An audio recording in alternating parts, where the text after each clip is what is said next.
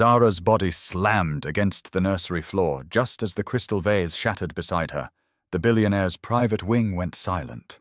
She looked up breathless, one trembling hand flying to her swollen stomach as 3 housemaids backed away in horror. At the doorway stood Kamau Adeyemi, the CEO feared across the city for hating women more than scandal itself. His jaw locked, his eyes dropped from the broken glass to Zahra's belly. Then the old midwife whispered the words that turned the room to ice. They are his, all 3, and for the first time in years, the man who never let women near him looked like the one who was about to fall. Before we go on, tell me this. If a man known for cruelty suddenly became responsible for the life of a poor woman carrying his children, would you believe he could truly change? And where are you watching from today? Drop your country and local time in the comments.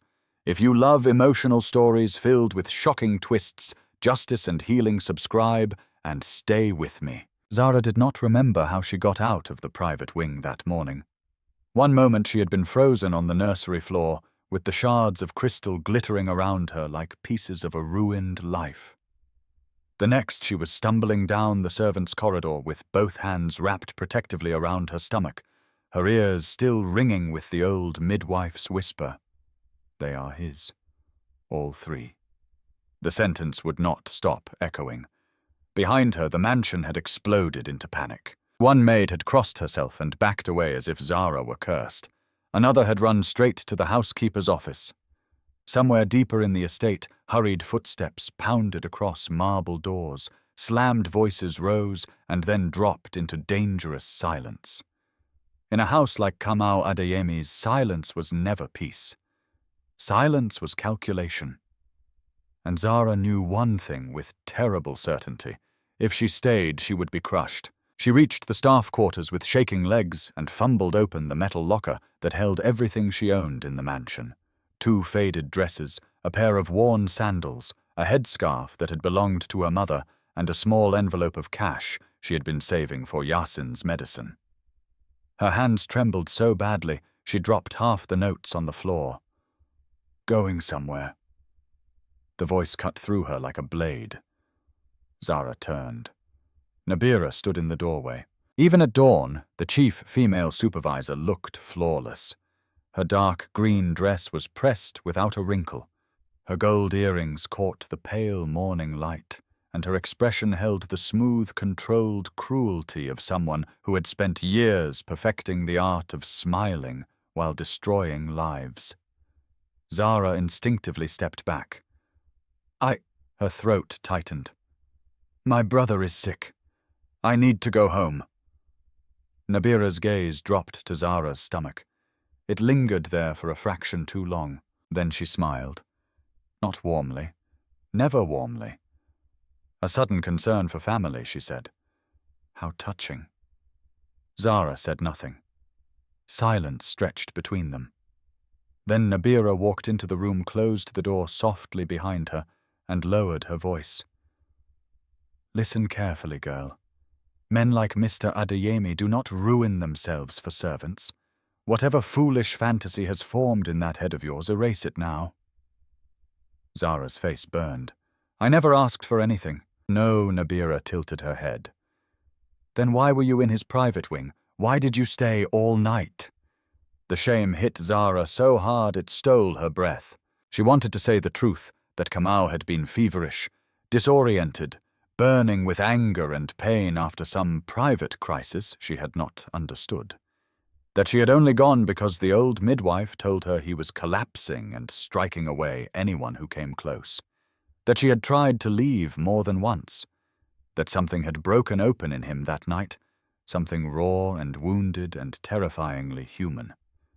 But in houses ruled by the rich, truth was a weak weapon. People only believed the version that protected power. Nabira took another step closer. You should disappear before this becomes ugly. Zahra looked up, startled by the word. Before what becomes ugly? Nabira's smile thinned. Before Mr. Adeyemi remembers enough to have you thrown out in disgrace. It was exactly what Zahra feared most. Not because Kamau had touched her.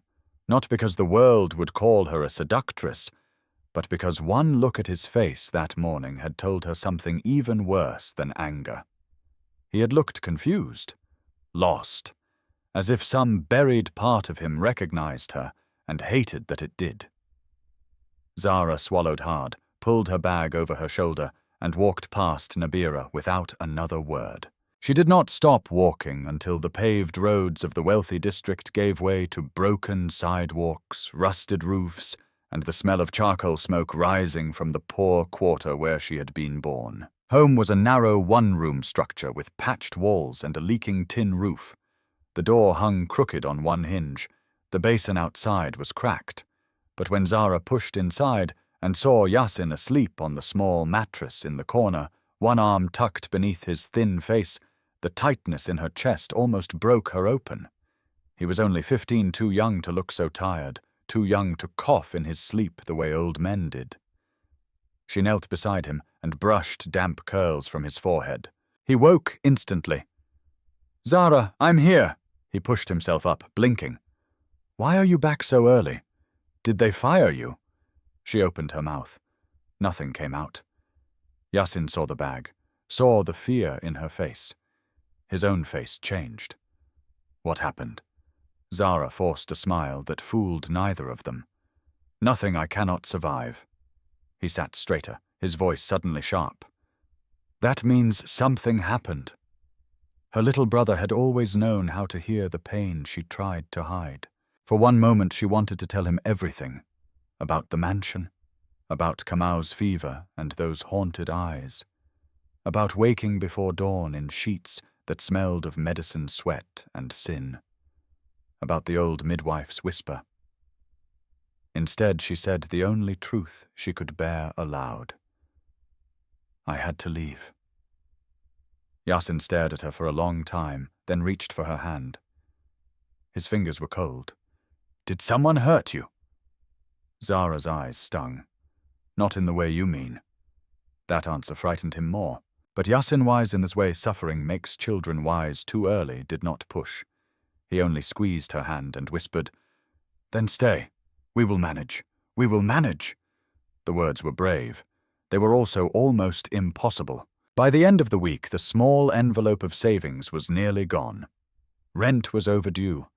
Yasin's medicine cost more than before.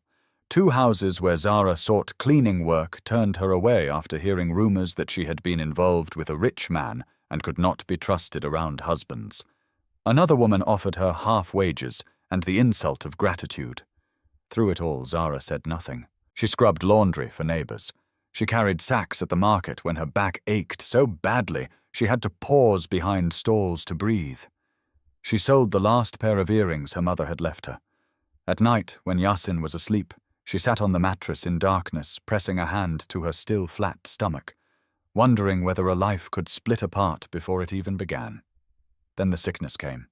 At first it was only morning nausea, sharp and humiliating, making her retch beside the drainage ditch behind the house before the sun was fully up. Then came dizziness.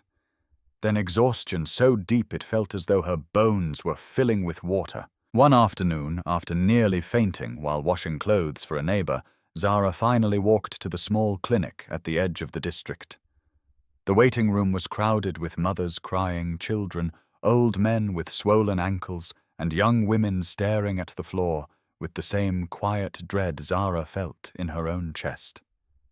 When her turn came, the nurse asked routine questions in a tired voice. Zahra answered mechanically. Then came the test. And then the silence. The nurse looked up first. Zahra saw the expression and knew before the words arrived. "You are pregnant." Everything in the room tilted. For a moment, Zahra heard nothing but a rushing sound in her ears. She gripped the plastic chair with both hands. "No," she whispered. The nurse softened a little. "Do you want me to repeat it?" Zahra shook her head once. Hard. Her mind had already flown backward to that night. Kamau's feverish hand around her wrist, his breathing rough and broken. The brief, terrible tenderness that had felt less like desire and more like 2 shattered people falling into the same darkness. She had told herself it could be buried, forgotten. Now it had become flesh. The nurse, seeing her face drain of color, sent her for a scan. Zahra lay back on the narrow examination bed, staring at the stained ceiling, while the technician moved the probe slowly over her abdomen. The room smelled of disinfectant and old machinery. Somewhere outside, a child cried. Somewhere farther off, someone laughed.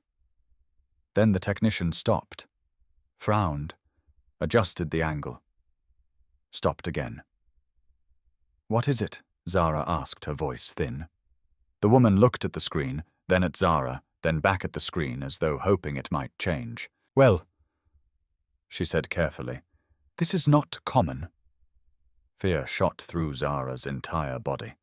"What is wrong?" The technician gave a small, startled breath. "Nothing is wrong." She turned the monitor slightly. "There are 3. Zahra blinked. 3 what? The woman's expression softened into amazement. "Babies." The word struck like lightning. "Not 1. 3. Zahra's mouth opened, but no sound came out. Tears flooded her eyes so fast she could not stop them. Shock crashed into terror. Terror into disbelief. And beneath both deep and sudden and fierce, something primal rose up inside her. Protection. 3 lives. 3 tiny hearts already beating inside a body the world barely valued. She turned her face away and cried in silence. At the clinic entrance nearly an hour later, she stood in the blinding afternoon sun, with the folded medical papers clutched to her chest. Around her, motorcycles rattled past street vendors, shouted prices, and laundry snapped in the hot wind between crowded buildings. The whole city moved, as if nothing had changed. But everything had changed. In the distance, a black SUV rolled slowly through the neighborhood road and stopped for just a second longer than necessary before driving on. Zahra did not notice. Inside it, Kamau Adeyemi sat rigid in the back seat, his cold eyes fixed on the clinic gate. On the seat beside him lay a security report, a list of deleted camera files, and one handwritten line from a private investigator. "No evidence suggests the maid attempted to seduce you. Surveillance was erased from inside the house." Kamau read the sentence once more. Then he looked up just in time to see Zahra emerge from the clinic, pale, shaken, and holding papers to her chest like a woman trying to stop her whole world from spilling out. For the first time in years, something unfamiliar moved through him. Not anger, not suspicion, fear. Kamau Adeyemi had built his life the way some men built fortresses, high walls, locked gates, no windows facing the heart. At 36, he was one of the most feared CEOs in the country, a man whose name could silence a boardroom and terrify a minister. He had turned a failing logistics empire into a continental machine of ports, freight corridors, and private infrastructure. Newspapers called him brilliant. Investors called him ruthless. Employees called him many things when he was not listening. But the title people whispered with the most fascination was always the same. The man who hated women. Kamau had never corrected it. It made life easier.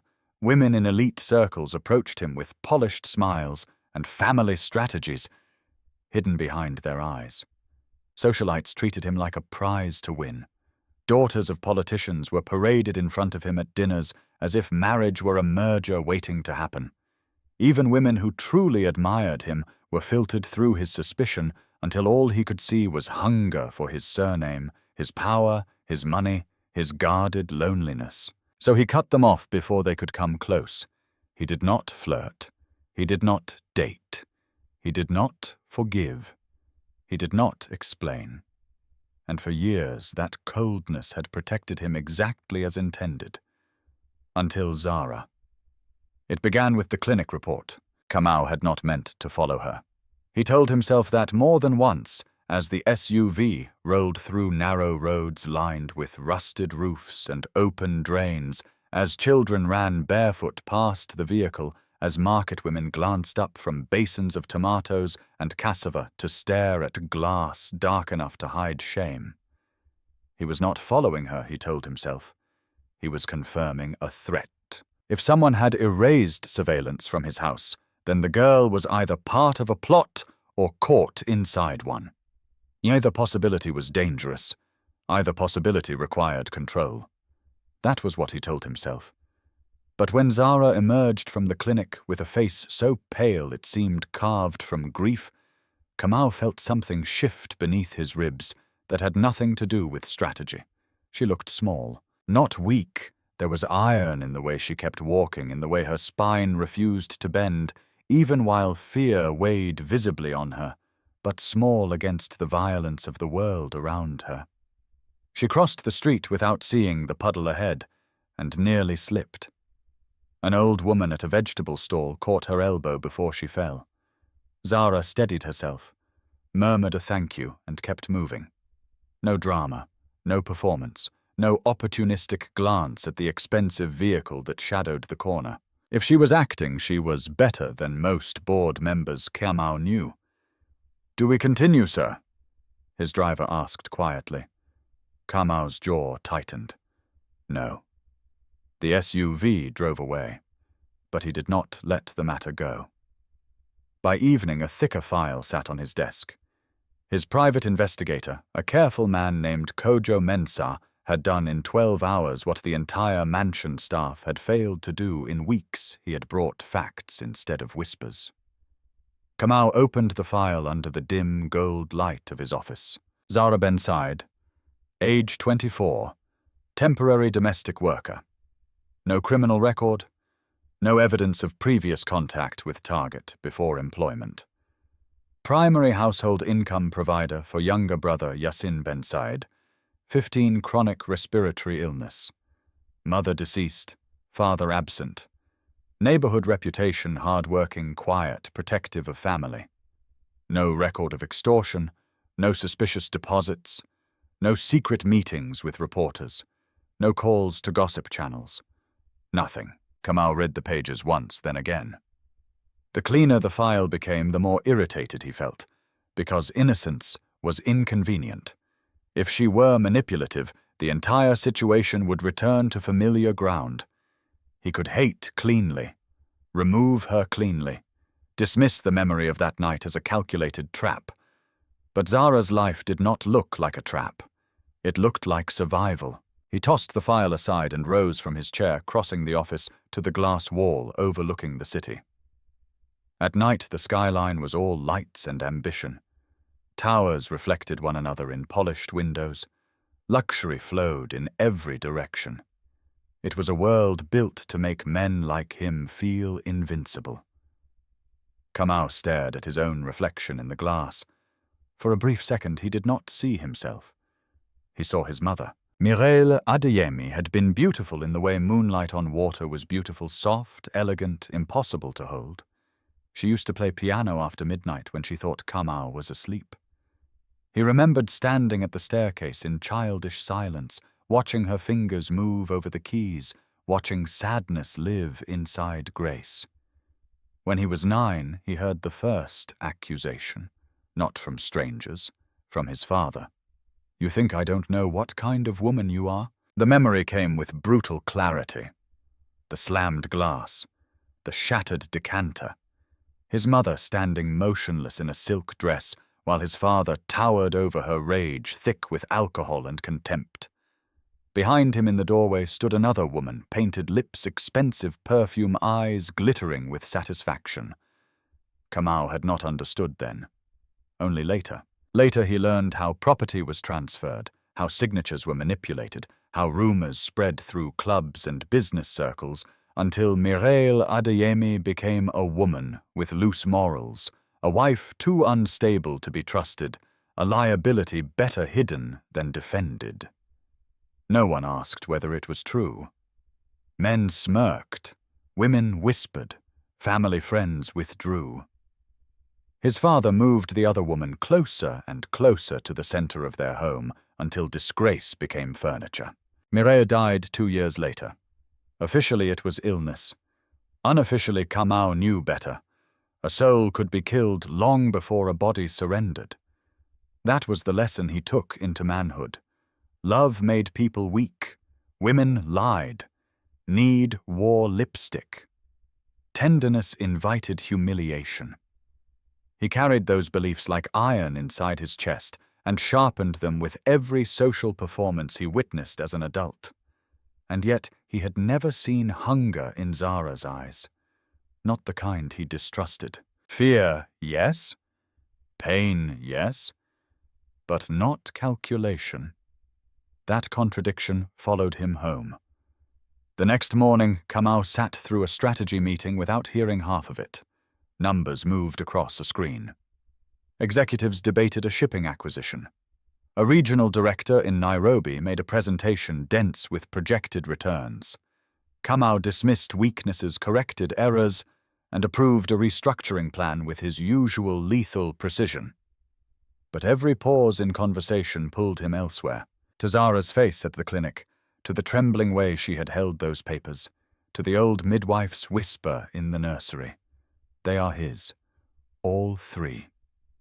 He had not allowed himself to think too deeply about those words.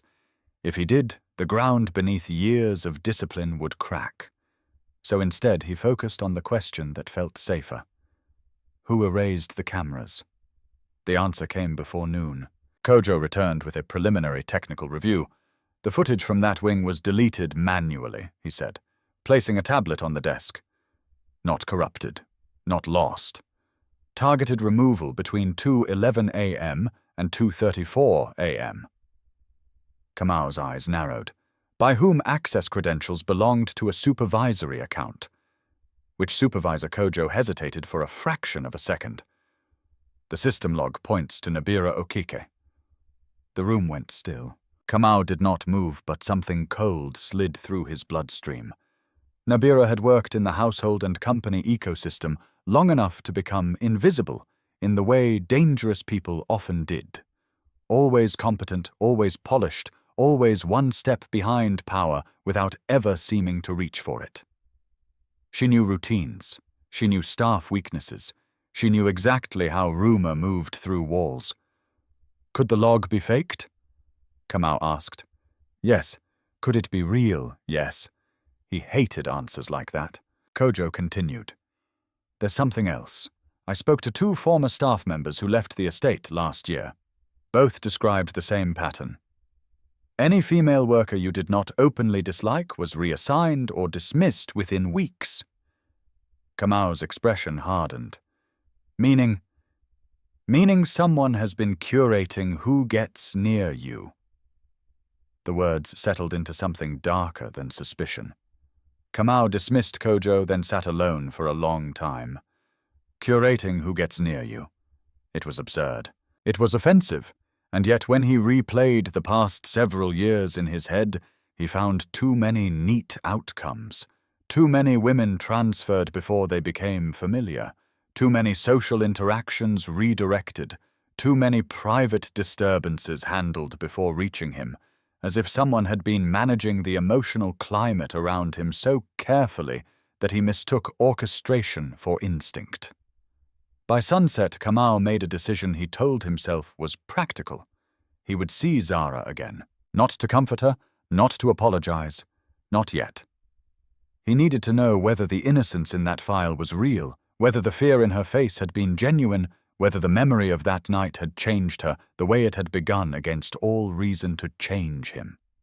He changed out of his suit into plain clothes, left the mansion in an unmarked car, and returned to the poor quarter after dark. The neighborhood looked different without tinted windows between him and reality. Smoke from cooking fires drifted low over the alleyways. Radios played somewhere behind patched walls. A baby cried. Men laughed tiredly outside a kiosk.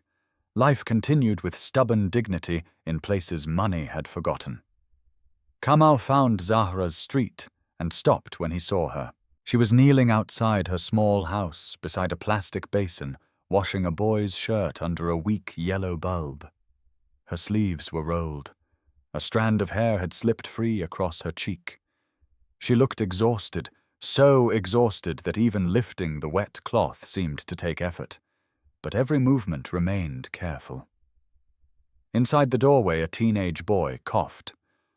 Zahra rose at once, carried the basin in, then reappeared a moment later with a cup of water and medicine. She held it while the boy swallowed. Then she smiled at him. A small smile. Tired. Real. Kamau felt something strange and unwelcome tighten in his throat. Nobody knew he was there. Nobody was performing for him. Whatever this woman was, she was exactly the same in private as she had been in fear, and that disturbed him more than deception ever could. Because for the first time in many years, Kamau Adeyemi was staring at a woman and realizing the danger was not that she wanted something from him. The danger was that she might be good. By the 4th day after the clinic visit, Zahra understood something was wrong. Poverty had trained her to notice danger in its earliest form. Danger was a landlord suddenly polite before rent day, a neighbor who stopped making eye contact, a stranger asking casual questions with a voice too careful to be casual. It was the way silence changed shape before trouble arrived. And silence around her had changed. At the market, 2 women she had known for years lowered their voices when she approached. The butcher, who sometimes let her pay late, suddenly refused to serve her at all. A teenage boy she did not recognize stood too long near her stall of folded laundry, pretending to buy soap, while his eyes flicked to her stomach again and again. By evening, Zahra had heard the first version of the story being planted against her. She trapped a rich man. She slept her way into that mansion. She came back pregnant and expects a payout. The lies traveled fast, because lies that humiliate poor women always do. Zahra carried a bucket of water into the house and set it down more sharply than she meant to. Yasin, sitting on the mattress with a school notebook balanced on one knee, looked up immediately. "Someone said something again," he said. She forced a breath through her nose. "People always say something." His thin shoulders stiffened. "Tell me who." Zahra almost smiled despite herself. Yasin was all sharp bones, weary eyes, and a protectiveness too large for his frail body. "You will do what she asked softly. Glare at them until they collapse, if necessary." She finally did smile then, but it faded quickly. She sat beside him and rubbed her forehead. The room smelled of boiled rice and damp walls. Outside, rain threatened in the distance, but had not yet broken. Yasin closed his notebook. "Is it because of the babies?" The word still struck Zahra strangely every time she heard it spoken aloud. Babies. 3 futures. 3 fragile lives depending on a woman who could barely afford medicine and rent. She lowered her hand to her stomach. "Yes." Yasin was quiet for a moment. Then carefully, "Is the father going to help?" Zahra's throat tightened. Kamau's face flashed across her mind, hard, unreadable, then suddenly shaken in the nursery doorway. She still did not know what to do with that look. A man like him could become a protector or a destroyer depending on which wound inside him woke first. "I don't know," she answered truthfully. Yasin stared at the floorboards. "If he hurts you?" "Don't," she said quickly. "Do not make an enemy of someone you cannot fight." His jaw hardened with helpless anger. "That is not fair," Zahra whispered. "It isn't." The next morning proved how unfair it could become. She was on her way back from the pharmacy with half the medicine Yasin needed, and none of the supplements the clinic had prescribed for her pregnancy, when a white sedan pulled up beside the road. The window lowered. Nabira sat in the back seat, elegant as always, controlled as always, as though the mud road, broken drainage, and smell of frying oil outside did not belong to the same planet as her polished shoes. "Get in," she said. Zahra stopped walking. People nearby noticed at once. In poor neighborhoods, expensive cars were never private events. "I have nothing to say to you," Zahra replied. Nabira smiled faintly. "I'm not asking for conversation. I'm offering mercy." Zahra almost kept walking, but then Nabira leaned forward and said very softly, "If you make me step out into this street, and speak where everyone can hear you will regret it." That was enough. Zahra opened the car door and got in. The air conditioning hit her skin like a foreign season. The smell inside was expensive leather perfume and the faint metallic scent of power. Nabira did not greet her again. She simply tapped the divider, and the driver pulled away. For a full minute, neither woman spoke. Then Nabira slid an envelope across the seat. It was thick. Too thick. Zahra stared at it without touching it. "What is that A solution?" "I didn't ask for money." "No, you asked for trouble." Nabira folded one leg over the other. "Take it." Zahra turned her face toward the window. "Why would you pay me to leave the city?" The words landed cold and flat. Zahra looked back at her. "What?" Nabira's tone remained almost bored. "Go somewhere quiet. Start over. Tell people the father is dead or unknown. I do not care which. What matters is that you disappear." The world outside the car kept moving: motorbikes, fruit sellers, children in faded school uniforms, while inside time narrowed to the space between two women. Zahra's fingers tightened around the paper bag of medicine in her lap. "And if I don't?" Nabira's smile deepened. "Then life becomes difficult in ways your romantic little conscience cannot imagine." Zahra finally touched the envelope, not to take it, but to push it back. "You think I want his money. I think poor women always want something," Nabira said. The insult struck, but Zahra did not flinch. "I want safety," she replied. "For my brother. For my children. Then be sensible." Zahra turned fully toward her now. "Why are you so afraid of my children?" For the first time, a crack appeared in Nabira's composure. Only a hairline fracture, a flash in the eyes, gone almost instantly. But Zahra saw it, and once seen it could not be unseen. Nabira leaned closer. "Listen carefully. Men like Kamau Adeyemi do not build families. They build empires. If those babies are tied to him publicly, they become liabilities. Targets, scandals, instruments. You are too ignorant to understand the machinery you are stepping into." Zahra's voice lowered. "Then this isn't about protecting him. It's about protecting something else." Nabira's stare turned sharp enough to cut glass. "Get out," she said. The driver braked hard beside a side road. Zahra stepped onto the pavement with the medicine bag clutched in one hand and the storm of realization swelling in her chest. Nabira lowered the window one final time. "If I hear you have gone near the mansion, near the press, or near Mr. Adeyemi himself, I will make sure you lose everything before those children ever take their first breath." Then the car drove away. Zahra stood still long after it vanished. So that was the truth. This was not disgust, not gossip, not even simple class cruelty. This was fear. Someone powerful was terrified of what her pregnancy might reveal. By late afternoon, the first public attack came. Zahra had just finished hanging washed clothes behind the house when raised voices drew her toward the front road. A crowd had formed near the kiosk. Women from nearby homes, two men from the mechanic shed boys pretending not to stare while staring at everything. In the center stood a woman Zahra recognized from the market, one she had barely spoken to in her life. The woman waved a cheap smartphone high in the air. "She thinks we don't know," the woman shouted.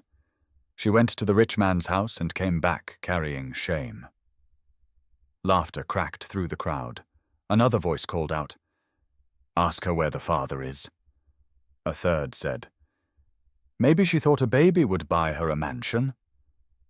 Heat rushed into Zahra's face, but rage burned colder than shame now. She stepped forward, shoulders straight, hand unconsciously braced at her stomach. "Who paid you to say this?" she asked. The question hit harder than tears would have. The woman faltered, then recovered too loudly. "Paid me. Everyone knows what you are." Zahra took another step. "Then say it without looking over your shoulder." The crowd shifted. A few heads turned. At the edge of the road, half hidden near a parked motorcycle, stood one of Nabira's household drivers. Only for a second. Then he looked away. The woman with the phone saw that some people in the crowd had noticed. Desperation made her crueler. She should be forced to get rid of it. She snapped, pointing at Zahra's stomach. Why should children be born from filth? Everything went silent inside Zahra. Not around her. Inside her. A silence so deep it felt like standing at the center of a wound. Then Yasin appeared beside her. He must have heard from inside the house. His breathing was already strained, one hand pressed against his chest, but his eyes blazed. "Say that again," he rasped. "Go inside," Zahra whispered. "No." The crowd, sensing escalation, leaned in like scavengers. The woman lifted her chin. "You heard me. Some children are better not born." Before Zahra could stop him, Yasin lunged. He did not even reach the woman. One of the men caught him by the shoulder and shoved him back hard enough that he hit the side of the kiosk and doubled over, coughing. Zahra ran to him instantly, dropping to her knees, one hand around his back. "Yasin." He could not answer. He was fighting for breath. Panic shot through her. She reached into the medicine bag with trembling fingers, trying to find his inhaler. And that was the moment a black SUV stopped at the end of the road. Its doors opened. Conversations died mid-word. Even before anyone saw him clearly, the vehicle alone announced wealth too enormous to belong here. Kamau Adeyemi stepped out in a charcoal suit. His expression carved from fury. He took in the scene in one sweep. Zahra kneeling in the dust, Yasin gasping the hostile crowd, the woman with the phone, the driver from his estate, trying and failing to disappear into the background. For one suspended second, nobody moved. Then Kamau walked forward. Not fast, not loudly, but with the terrifying calm of a man who had decided something final. He stopped in front of Zahra and looked down at Yasin first. "Get him his inhaler," he said. Zahra, startled by the command and the steadiness in his voice, found it in the bag and pressed it into Yasin's hand. The boy inhaled shakily once, twice again. Only when Yasin's breathing began to ease did Kamau turn toward the crowd. His gaze landed on the woman holding the phone. "Who told you to speak for me?" he asked. No one answered. The woman swallowed. "Sir, we only meant—" "You meant," Kamau said softly, "to publicly humiliate a pregnant woman while a sick child struggled to breathe." The softness was worse than shouting. He looked past her to the estate driver. Recognition flashed cold in his eyes. That was all it took. The driver bolted. Kamau's head turned slightly. Two security men stepped from the SUV, as if conjured by the motion, and went after him immediately. Now the crowd truly understood something monstrous had shifted. Zahra slowly rose to her feet, still keeping one hand near Yasin, the other protectively over her stomach. Kamau faced the neighborhood with a contempt so absolute it drained color from faces. Then before everyone he said the words nobody expected. "She is under my protection." A shock rippled through the street, and Zahra, staring at him through fear, anger, and disbelief, realized the war had just become visible. The street did not breathe again until Kamau turned away. Even then the silence remained broken in the wrong places, shoes scraping dirt, someone muttering a prayer, a child being pulled backward by the wrist, the market woman with the phone lowering it as if it had suddenly become evidence of a crime. Zahra stood motionless beside Yasin, her pulse still crashing inside her ears. "She is under my protection." The sentence kept striking her from different angles, each one more dangerous than the last. Kamau Adeyemi did not speak like other men.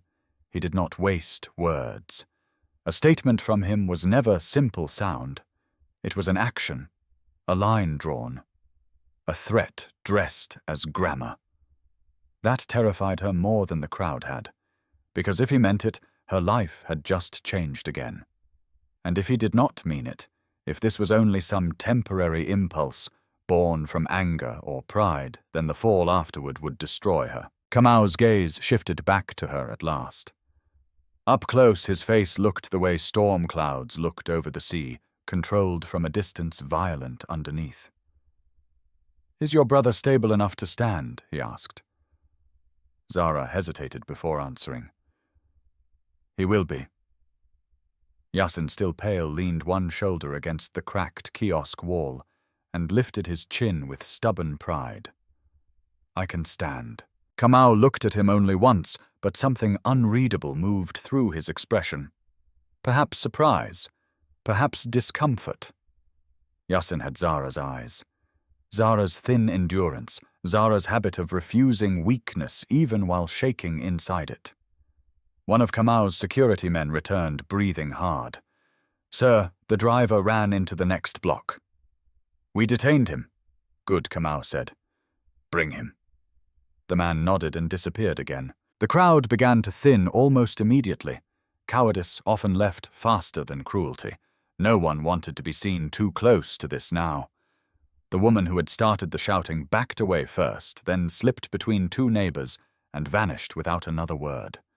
The others followed in fragments, each pretending they had never really been part of it. Within minutes, only Zahra, Yasin, Kamau, two security men, and the evening dust remained. Kamau turned toward the house. Inside. The command came so naturally from him that it scraped against Zahra's pride before it reached her reason. "This is my home," she said quietly. "You do not order me in it." For the briefest second, one corner of Kamau's mouth moved, not quite a smile, not quite irritation, but something dangerously close to respect. "Then I am requesting," he said. "Inside. We need privacy." Zahra still did not move. Yasin touched her arm. "Zahra." She glanced at him. His face was tired, but the warning in it was clear.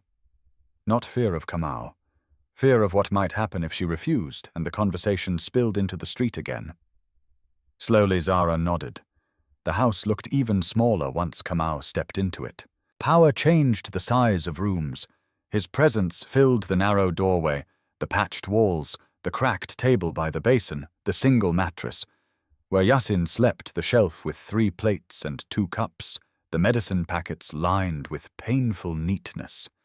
The rich were used to entering poverty, like it was an unfortunate smell. They looked judged and left. Kamau looked, but he did not judge aloud. That almost unsettled Zahra more. She gestured toward the only chair. "Sit."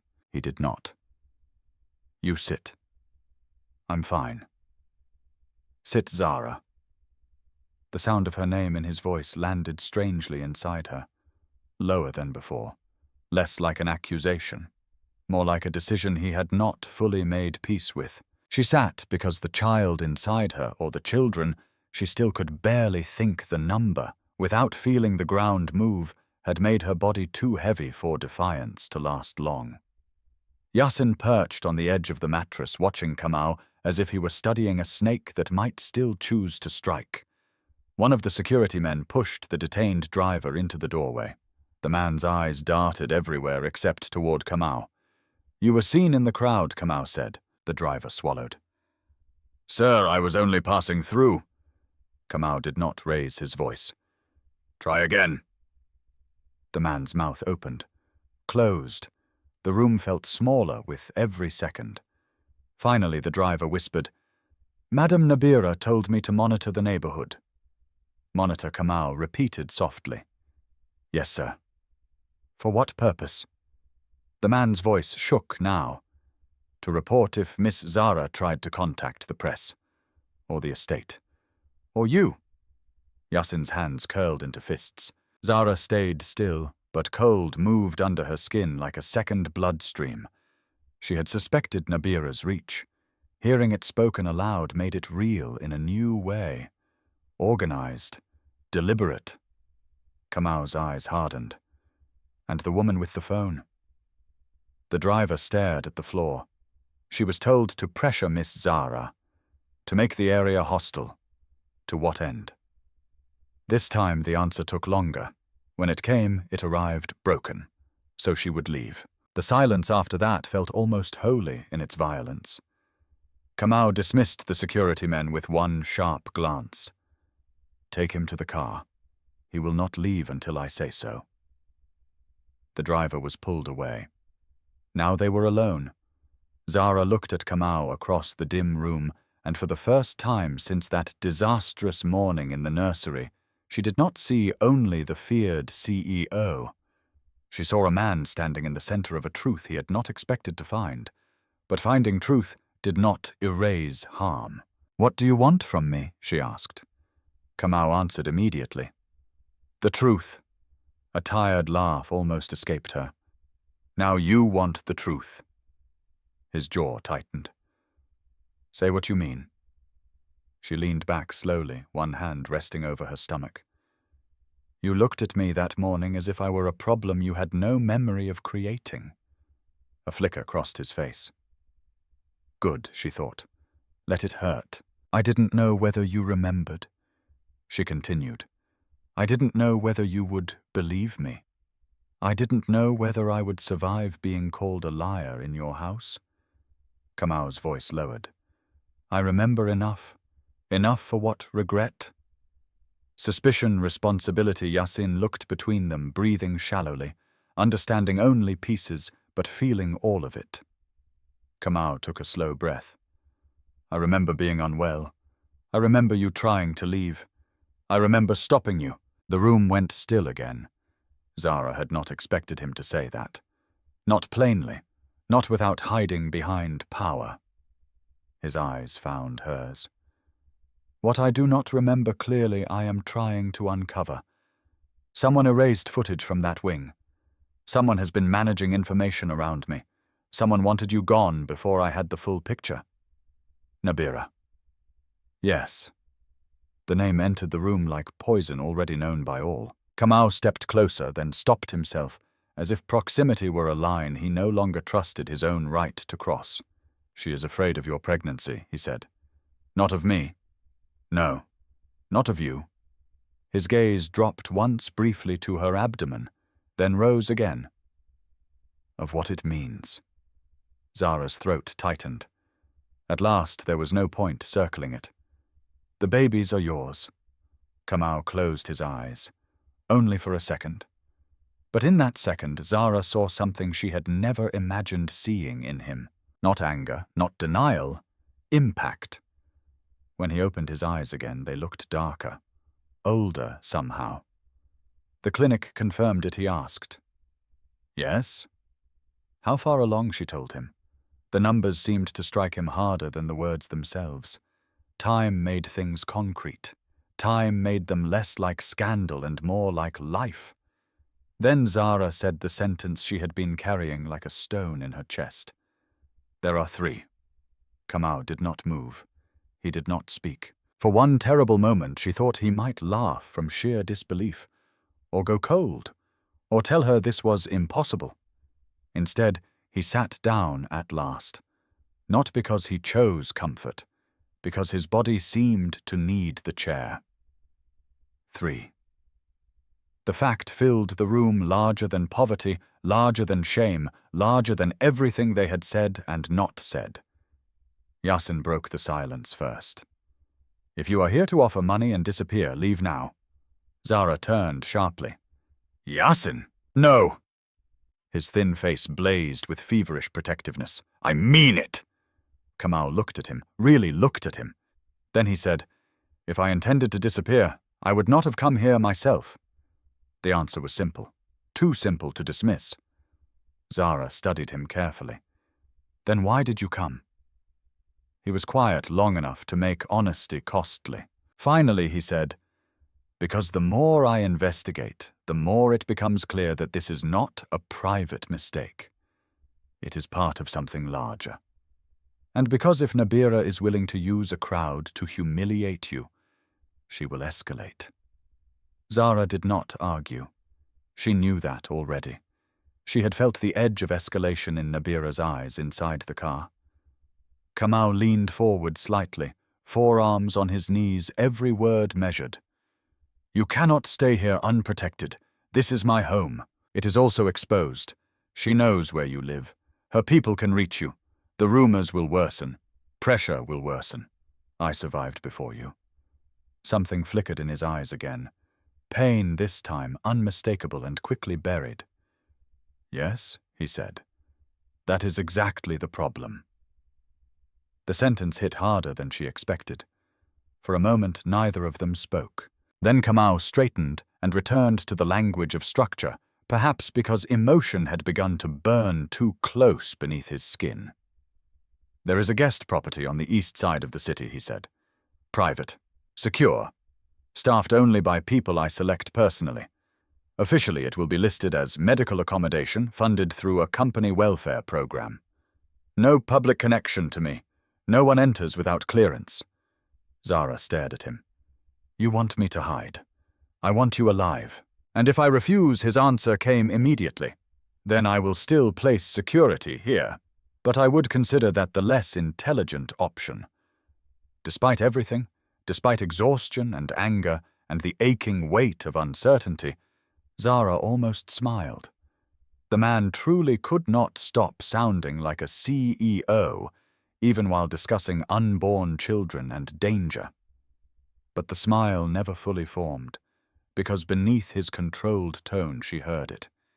Fear, real fear. For the first time since all of this began, Kamau Adeyemi did not sound like a man protecting reputation. He sounded like a man standing on the edge of losing something he had only just realized might matter. Yasin looked at Zahra. "Can we trust him?" It was the wrong question, or maybe the only honest one. Zahra turned back toward Kamau. In the weak light, his face looked carved from discipline and sleeplessness. Yet the cracks were there now. She had seen them. He knew she had seen them. "No," she said softly. Kamau did not flinch. Then she finished. "But I may trust what Nabira is afraid of." For the first time, something in his expression loosened. Not victory, not relief, recognition. And in that fragile, dangerous pause, the shape of an impossible arrangement began to form, not romance, not forgiveness, not peace, but something more unstable, and perhaps more powerful. An alliance. For 11 days the safe house felt less like protection and more like a pause held between two disasters. It stood on the eastern edge of the city, behind high walls covered in bougainvillea and guarded by men who spoke little and watched everything. From the outside it looked like one more private residence owned by one more powerful man with too much land. Inside it was quiet, clean, and unnervingly gentle, too gentle for Zahra to trust. Her room faced a small courtyard where white flowers opened in the morning sun. The kitchen was always stocked. A nurse came every other day to check her blood pressure and monitor the pregnancy. Yasin had his own room for the first time in his life, and a proper inhaler supply lined neatly on a bedside table. Nothing about it felt real. Poor people understood the cost of comfort better than the rich ever did. Comfort was rarely free. Safety was never free. Kamau visited only twice in those first 11 days. The first time he arrived after sunset and stayed less than 15 minutes. He spoke mainly to the nurse, reviewed security details, and asked Zahra whether she had eaten. She answered coldly that she had. He nodded once and left without pushing further. The second time he came with a specialist for Yasin. That unsettled her more than flowers or medicine ever could, because he had remembered. Yasin pretended indifference at first, sitting with folded arms, while the doctor listened to his lungs and explained a new treatment plan. But after the doctor left, Zahra caught her brother staring at the inhalers and medication boxes as though they had dropped from another planet. "You don't have to like him," she whispered later. Yasin looked away. "I know." But he scowled. "But he sees things." That was true. Kamau saw more than he said. Sometimes Zahra sensed it even when he was not there, in the precision of the arrangements around her. Her meals were altered the moment the nurse noted she could not keep certain foods down. A more comfortable chair appeared on the veranda after she rubbed her lower back only once in front of a house attendant. A book in Arabic poetry turned up beside her bed after Yasin casually mentioned their mother used to recite old verses when storms frightened them as children. Kamau himself never referred to any of it. That made it worse. Grand gestures could be defended against. Quiet attention crept under the skin. And Zahra could not afford softness. Not from him. Not yet.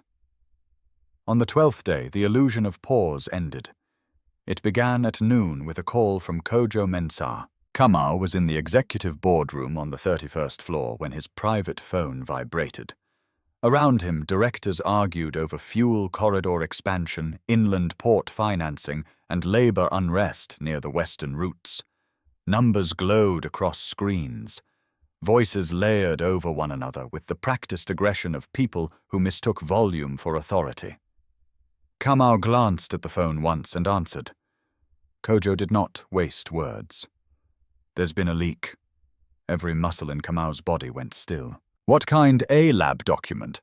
Supposedly a paternity exclusion result. It's already moving through 2 media desks and at least 3 board members. The room around Kamau kept speaking, unaware that the air had just changed. Send it, he said.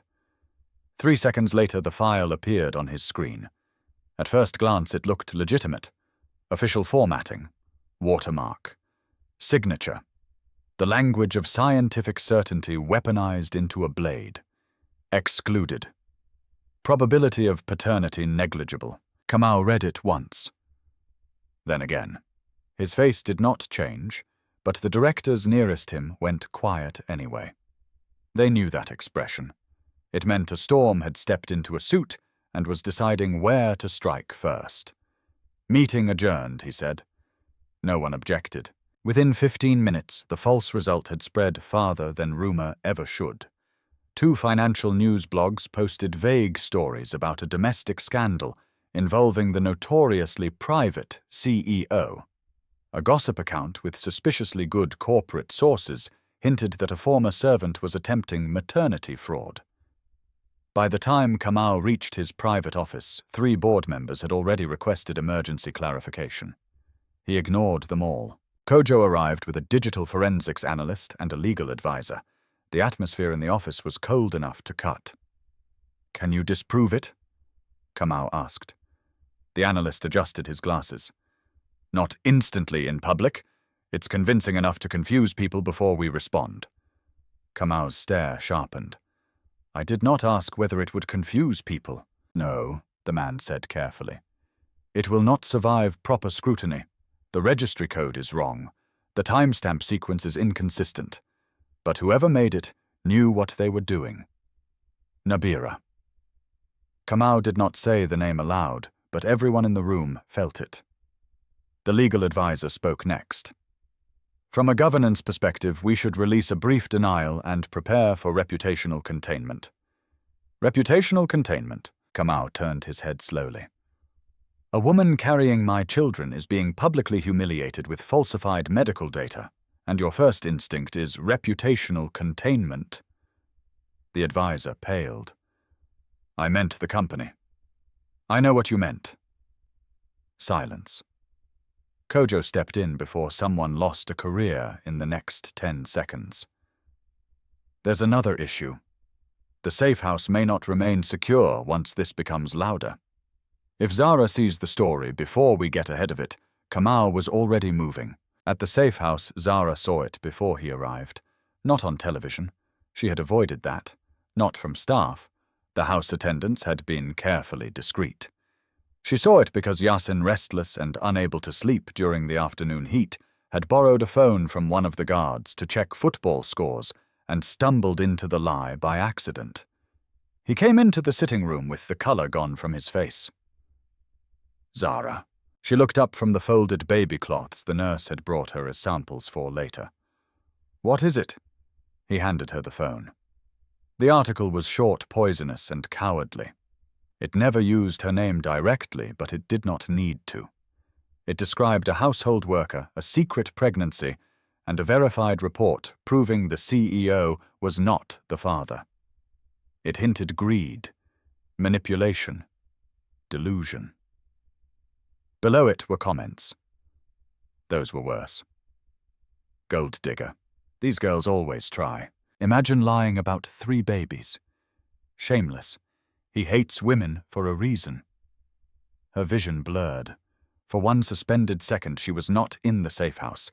She was back in the market, in the street, in every place where poor women were declared guilty before opening their mouths. Yasin swore under his breath. It's fake. Zahra said nothing. Not because she doubted the truth, because truth had never once guaranteed mercy. The room seemed to tilt around her. Her pulse started pounding in her throat. One hand moved instinctively to her stomach.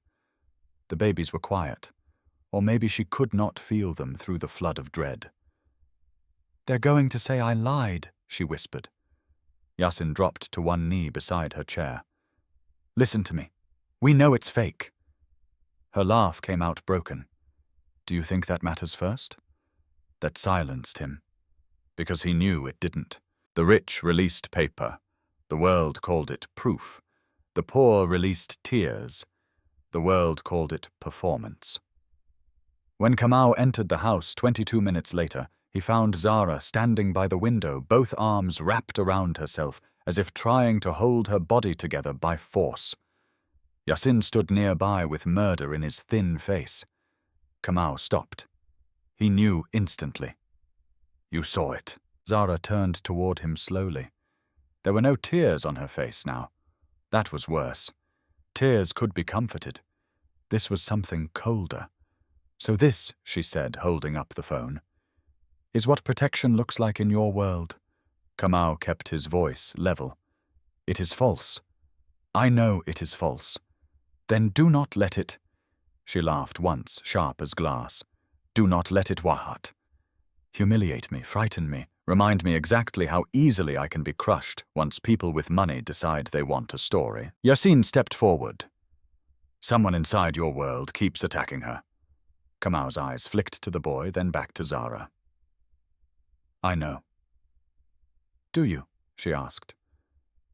"Because every time you say that, another knife appears." That hit where it should have. He walked closer. Not enough to crowd her. Enough to make clear he would not retreat from what he had helped create. "The result is fabricated," he said. Kojo confirmed it.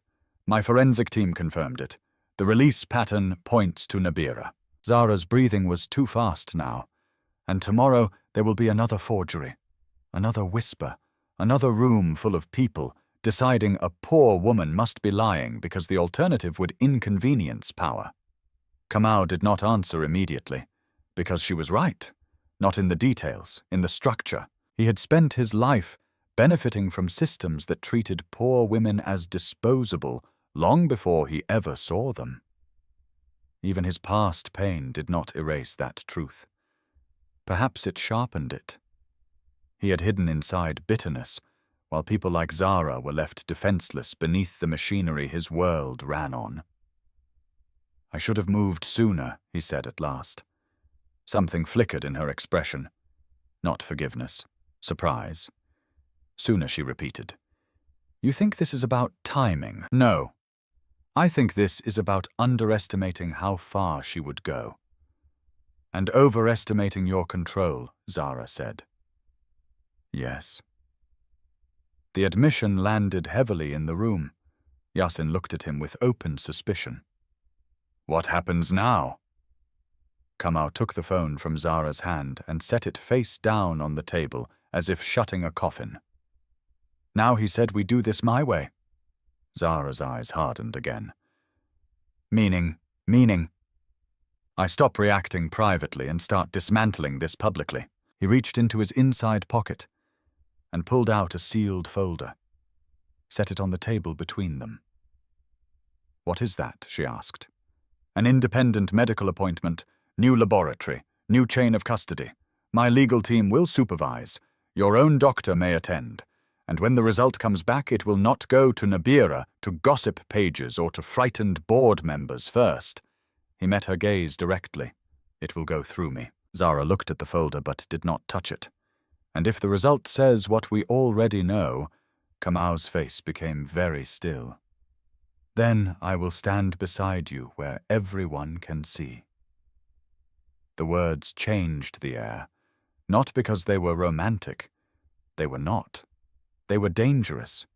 For him, for her, for the company, for every lie Nabira had built her position on. Yasin rose slowly from his crouch. You mean publicly? Yes. Zahra stared at Kamau as though trying to decide whether he was brave, reckless, or simply too angry to understand what he had just promised. And if you lose your nerve? She asked softly. Something dark moved through his eyes. Then you may hate me for the rest of my life, he said. But I will not lose it. She looked down at the folder. At her own hand resting over the children he had not yet seen on a screen, had not yet heard, had not yet allowed himself to imagine too clearly. Then she looked back up. Fine, she said. It was not trust. It was not surrender. It was the thin, trembling line between despair and war. Kamau nodded once.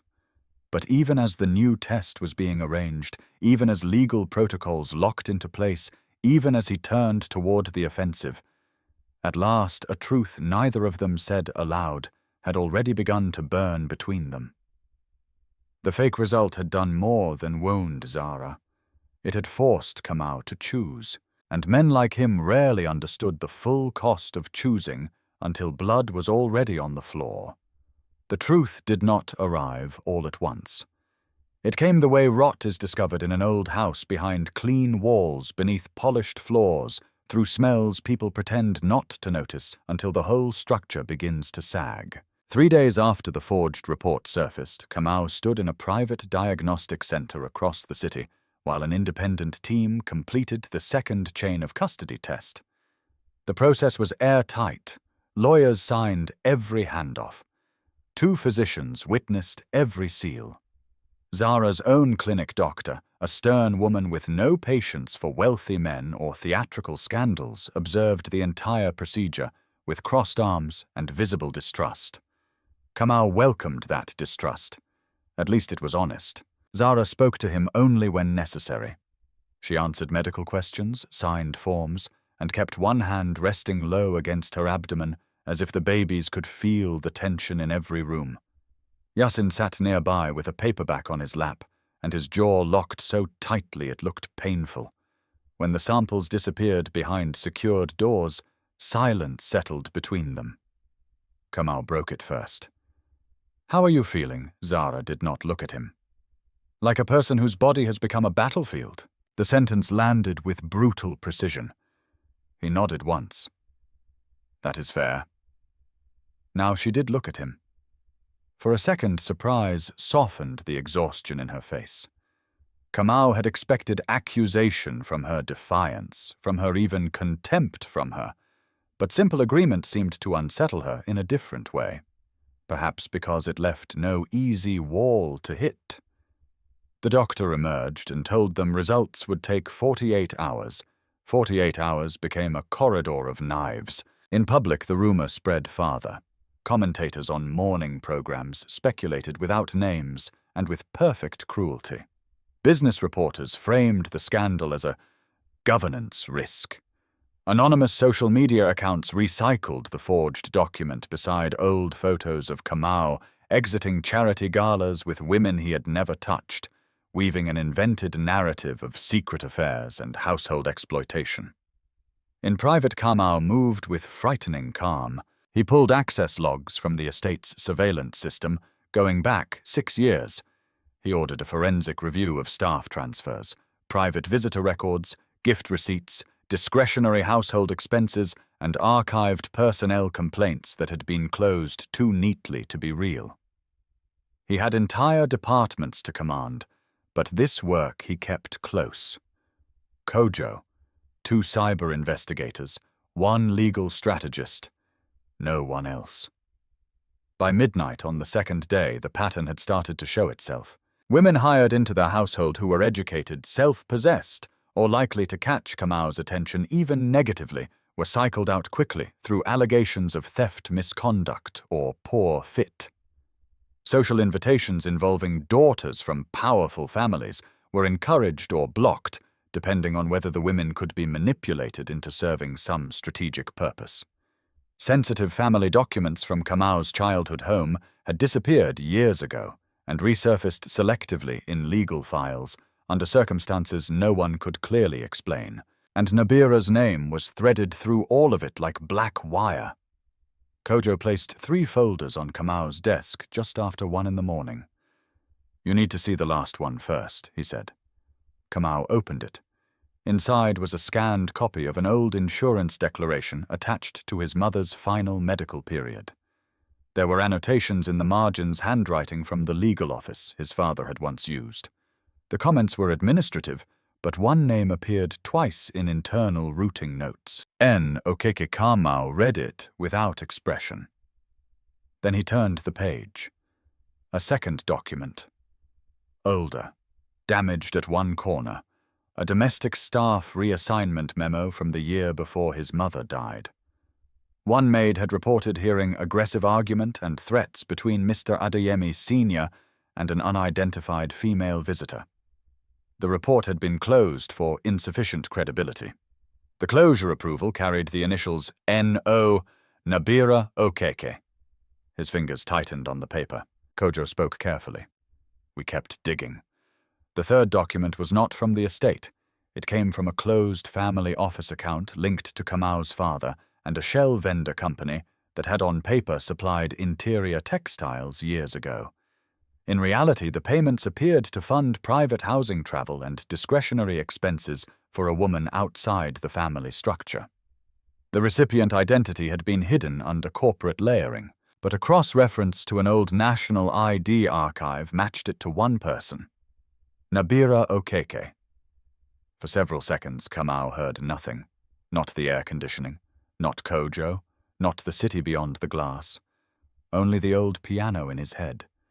His mother playing softly after midnight. His mother smiling when he was too young to understand that people sometimes smiled to avoid frightening their children.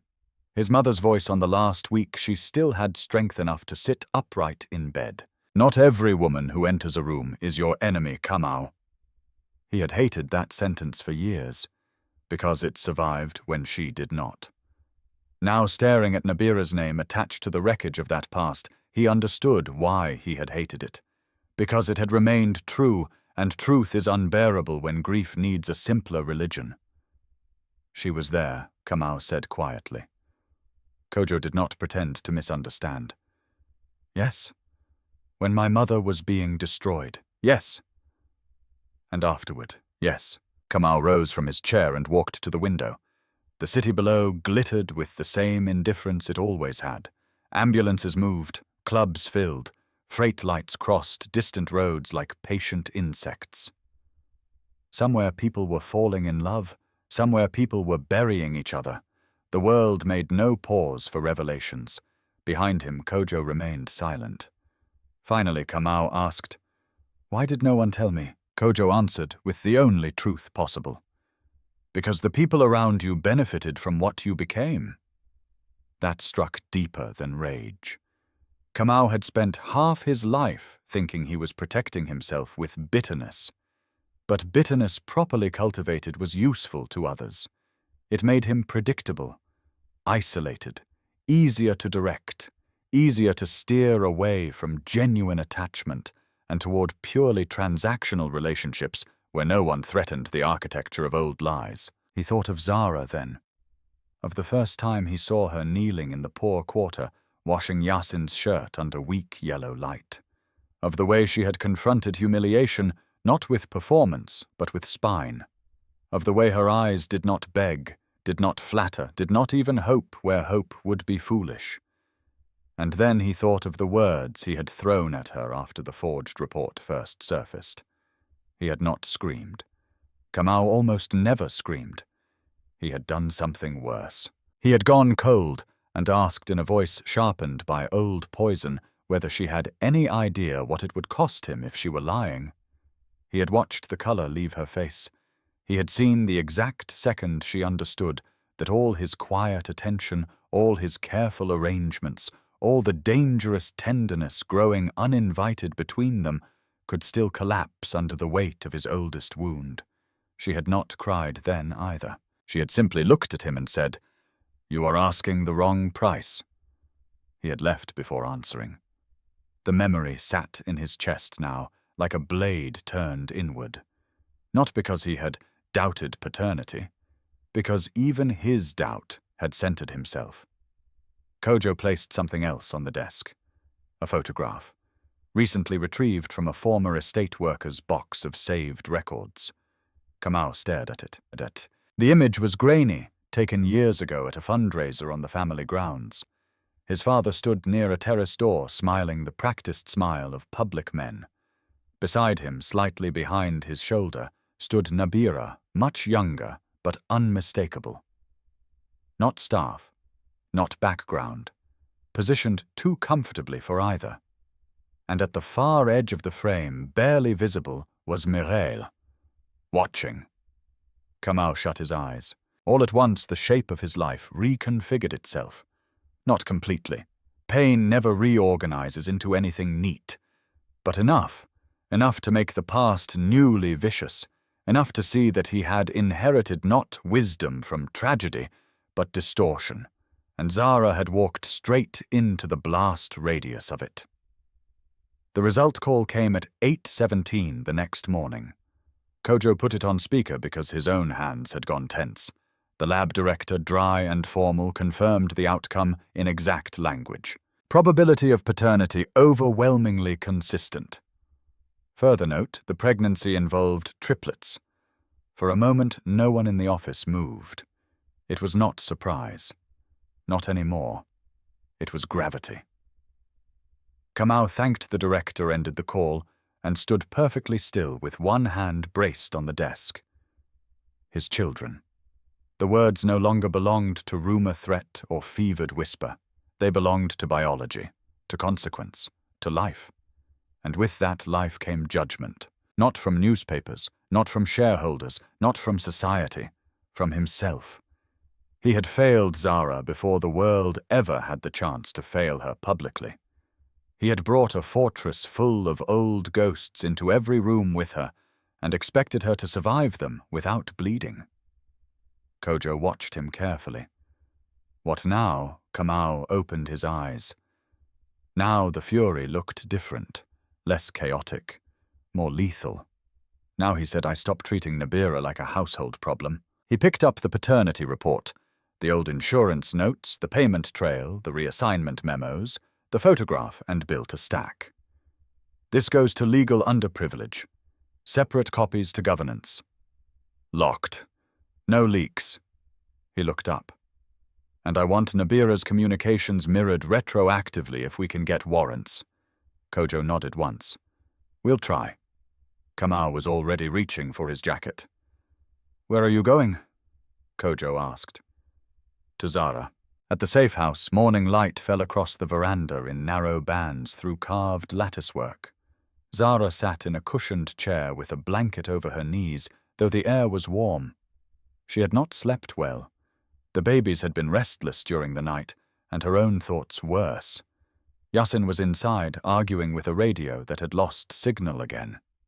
When Kamau entered the courtyard, she looked up. One glance told her this was not an ordinary visit. His face was composed, but composition was no longer the same as concealment with him. She had learned to read the strain at the edges, the sleeplessness, the tension held too deliberately in his shoulders. "What happened?" she asked. Kamau stopped 2 steps away. For a second he seemed about to speak in the crisp, efficient style he used for everything hard. Then he looked at her, really looked at her, and perhaps understood that this moment could not survive executive language. "The test confirmed it," he said quietly. "All 3 are mine." Zahra closed her eyes. Not because she doubted him, because hearing certainty out loud changed the weight of the world again. When she opened them, Kamau was still there, and something in his expression had turned almost raw. "There's more," he said. She waited. "Nabira was connected to my father. to what happened to my mother. His voice lowered further.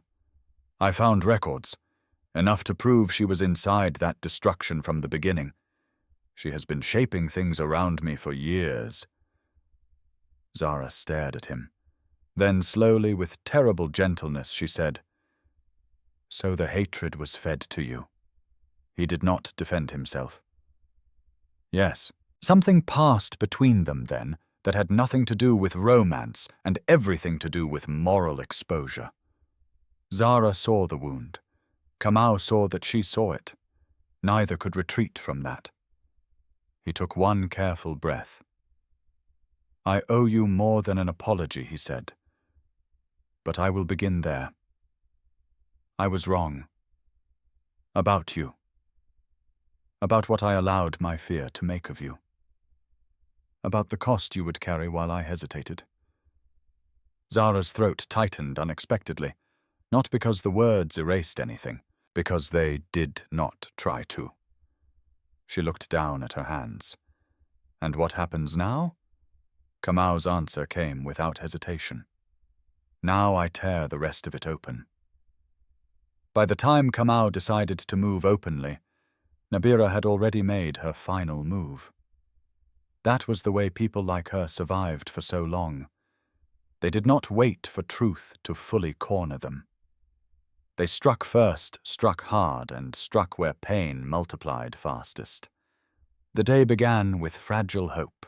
For the first time since the second test results, Zahra woke without the crushing sense that the world was about to swallow her whole. The safe house felt less hostile that morning. Sunlight warmed the courtyard tiles. A nurse checked her blood pressure and said the babies sounded strong, though one sat lower than expected. Yasin managed half a joke over breakfast about rich people putting too much butter on bread. Even Zahra smiled. Kamau had left just after dawn to prepare the legal offensive. He was meeting with governance lawyers, arranging warrants, freezing sensitive channels, and preparing a statement that would do what powerful men rarely did, tell the truth before profit advisors finished trimming it into something safer. Before leaving, he had stopped at the veranda where Zahra sat wrapped in a light shawl. "I will be back before evening," he said. She looked up at him, still not fully accustomed to the quiet changes in his face. "For war." "Yes." The answer was so direct that she almost laughed. Instead, she asked, "And if war reaches here first?" His expression darkened. "It won't." That was the kind of promise rich men made when they were used to money obeying them. But money did not govern desperation, and Nabira was desperate now. Around noon, the first sign came as a power cut. The lights died. The ceiling fans slowed. The kitchen refrigerator clicked into silence. One of the guards checked the system panel and muttered that the backup should have activated automatically. It didn't. 10 minutes later, a delivery van arrived at the gate carrying forged medical supplies paperwork and 2 men in uniforms from a company that no longer existed. The gate team refused them. That should have ended it. Instead, 15 minutes after that, smoke began rising from the rear service wall. Not a major fire, not enough to destroy the house, just enough to create confusion. One guard ran to investigate. Another radioed for the city emergency line. The head attendant rushed through the corridor calling for extinguishers. Zahra was already halfway on her feet, instinctively bracing a hand under her stomach when the first sharp pain seized her low in the abdomen. She froze. It passed quickly. Then another came stronger. The nurse looked up from the hall with alarm flooding her face. "Sit down." Zahra gripped the chair arm. "No." A third pain cut through her before the word fully left her mouth. This one stole her breath. The nurse was beside her in an instant. "You are not fine. How far apart have they been?" "They just started." Yasin came running from the back room. "What's happening?" The nurse did not soften it. She may be in early labor. His face emptied of color. Now, the nurse pressed 2 fingers to Zahra's wrist, counting, thinking, cursing softly under her breath. "Stress can trigger it. With triplets, we cannot take chances." From outside came shouts. running steps. Then the awful sound of metal striking metal near the rear gate. Not random. Coordinated. Zahra understood at once. This was not intimidation anymore. This was removal. Nabira had realized the law was closing in and had chosen the oldest strategy in the world if the mother became unstable, if the babies were lost, if everything descended into tragedy and confusion, truth itself could be buried beneath grief. Yasin understood enough from Zahra's face to know the danger was no longer rumor. He moved to the window. There are men near the side wall. The nurse swore again. We move now. The head attendant burst into the room. The back garden is compromised. Compromised? The word made it sound military. Maybe it was. The nurse grabbed her emergency bag. Use the front exit. Vehicle now. One guard appeared, breathing hard. The main car is blocked. How a truck at the gate. No driver, engineered every second of it. Zahra tried to stand fully and nearly doubled over as another contraction tore through her. Her fingers crushed the edge of the chair. Sweat broke instantly along her neck. Yasin caught her elbow. Zahra, she fought for air. I'm moving. The nurse did not argue anymore. She and the guard took Zahra between them and rushed her down the corridor toward a secondary vehicle parked beyond the front drive. The world became fragments, white walls, rapid footsteps. Yasin's voice somewhere behind her, the taste of fear turning metallic in her mouth. Another pain. Then another. Too close. Too soon. By the time they reached the vehicle, Zahra's dress was damp with sweat, and her body had begun the terrible work of choosing survival over readiness. The guard yanked open the rear door. Then everything broke. A motorbike shot across the front entrance and skidded sideways, forcing the vehicle to swerve before it even pulled clear. The driver cursed. The guard shouted. A second bike appeared behind them. Not an attack to kill. An attack to delay. The kind that mattered just as much. The nurse turned white. Hospital. Now.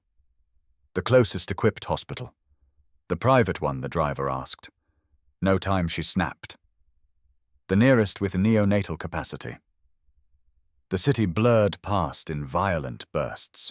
Zahra lay across the back seat with her head in the nurse's lap, and one hand locked around Yasin's wrist because he had climbed in with them without asking permission and refused to let go. Outside, horns screamed. Traffic refused to move fast enough. Somewhere ahead, sirens rose and vanished. The contractions sharpened. The nurse checked her again and went rigid. She's progressing. How long? Zahra gasped. The nurse met her eyes, and that was answer enough. Not long.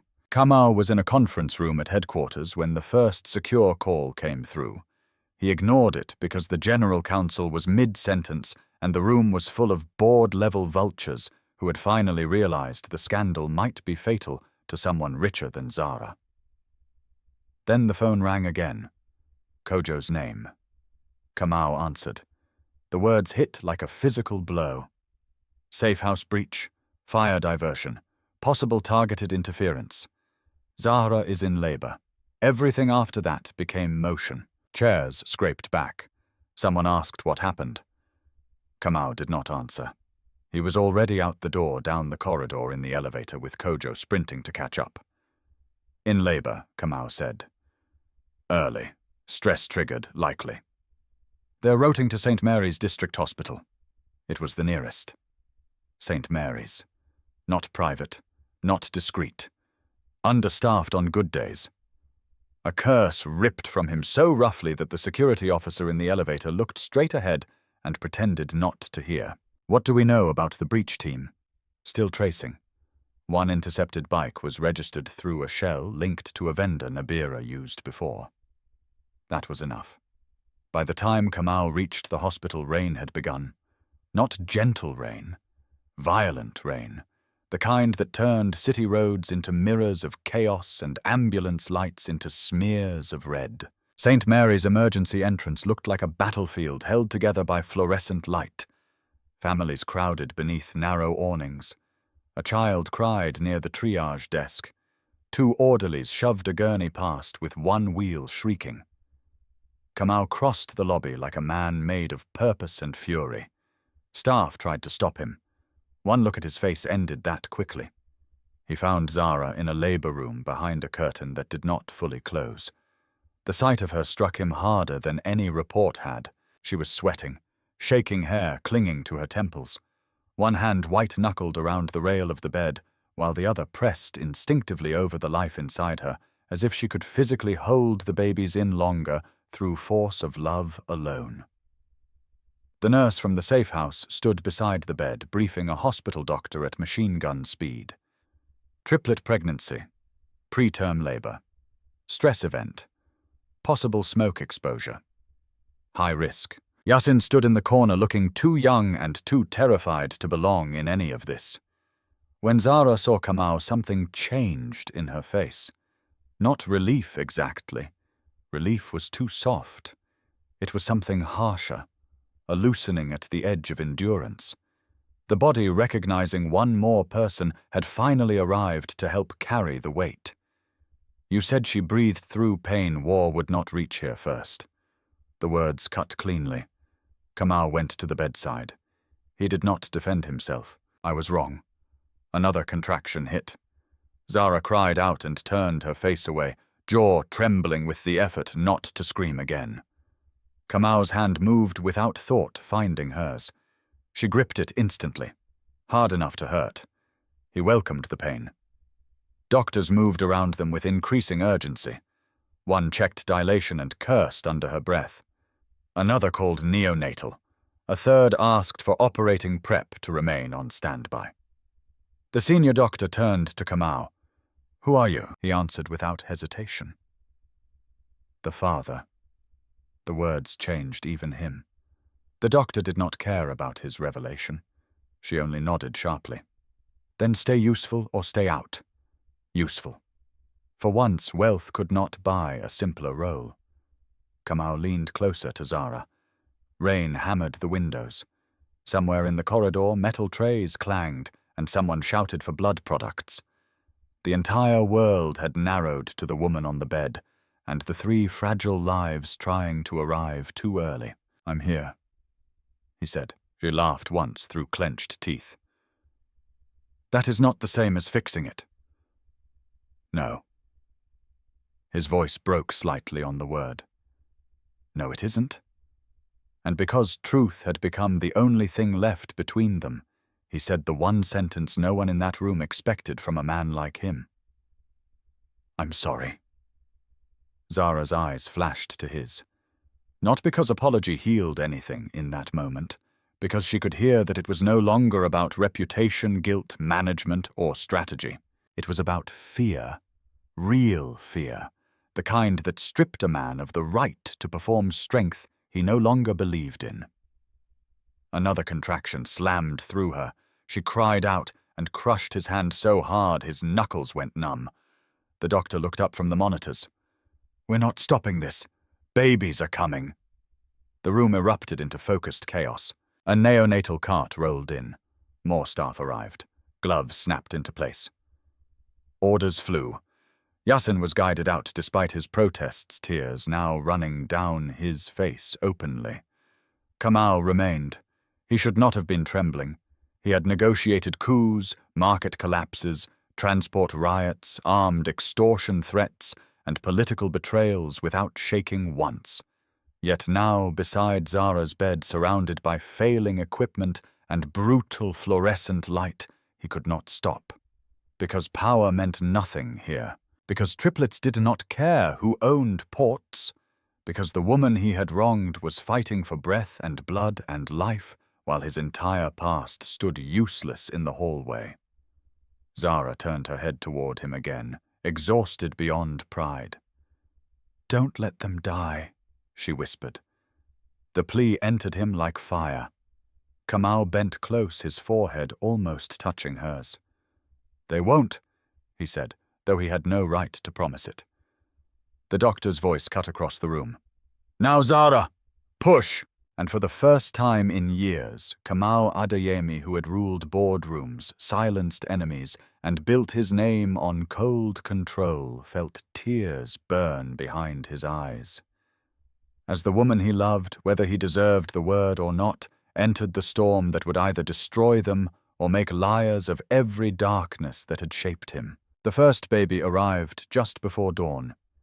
A tiny girl, too small, too silent for half a second, too long. The room stopped breathing with her. Then a sharp cry cut through the fluorescent air, fragile but fierce, and every person in that labor room moved again at once. The neonatal team carried her to the warming station, while Zahra collapsed back against the bed, trembling, drenched in sweat, her face drained to the color of ash. Kamau turned his head toward the sound as though the cry had reached into his chest and pulled something open by force. His daughter. The word struck with more power than any title he had ever worn. He barely had time to absorb it before the doctor's voice snapped through the room again. "Second baby is coming. Zahra, stay with me." There was no poetry in childbirth at St. Mary's.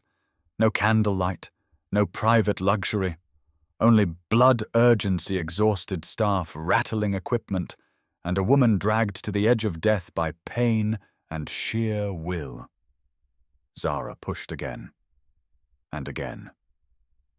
The second baby came faster, a boy this time limp for one terrible second before the doctor rubbed his back hard enough to redden the skin.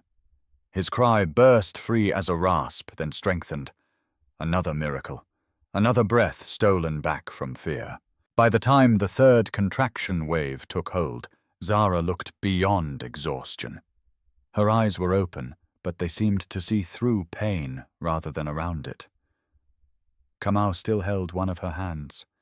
He no longer cared that his palm was numb, his shirt damp, his expensive cuff stained with blood and sweat. None of it belonged to the old world anymore. "Last one," the doctor said. "Come on, Zahra. Last one." Zahra cried out and pushed with a desperation that seemed to split the entire room. When the third baby finally emerged, the silence lasted longer. Too long. The doctor's face changed. The neonatal nurse moved faster. No cry. Kamau felt the floor inside him disappear. Zahra, half delirious, tried to lift her head. "Why is no one—" "Breathe," the doctor said sharply, but her own voice was tight now. The baby was a boy, blue around the mouth. Too still. The neonatal team worked in a pocket of concentrated terror suction stimulation oxygen. Seconds expanded into something monstrous. Kamau could hear every sound in the room separately, the metal clink of an instrument tray. Zahra's ragged breathing, the hiss of oxygen, the pounding of his own pulse, so violently it felt like punishment. Then a cough. Small. Wet. Weak. But alive. The cry that followed was thin and outraged, and the most beautiful sound Kamau had ever heard.